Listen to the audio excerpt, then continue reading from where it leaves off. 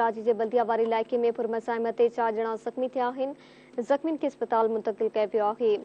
ख़बर आवाज़ शेयर कई पिया। फौरन मज़ाहमत ते गोलियूं हणी ॿारड़े समेत 5 ॼणनि खे ज़ख़्मी कयो। कराची में ख़बर आवाज़ शेयर कई पिया। कराची के बल्दिया वारे इलाइक़े में पुरमज़ाहमत 4 ॼणा ज़ख़्मी थिया आहिनि। ज़ख़्मियुनि खे अस्पताल मुंतक़िल कयो वियो। ख़बर आवाज़ शेयर कई पिया। कराची में कराची के बल्दिया वारे इलाइक़े में पुरमज़ाहमत 4 ॼणा ज़ख़्मी थिया आहिनि। ज़ख़्मियुनि खे अस्पताल मुंतक़िल कयो वियो।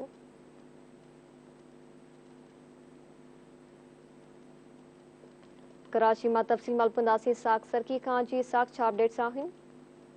जी बिल्कुल ॾिसो है जेको आहे रशीदाबाद वारो इलाइक़ो आहे बल्दिया वारो जिथे अणॼातल हथियारबंदनि जी फायरिंग थी आहे। उन फायरिंग के नतीजे में एक नींगर समेत 4 माण्हू ज़ख़्मी थी विया आहिनि जिन्हनि खे अस्पताल मुंतक़िल कयो वियो आहे।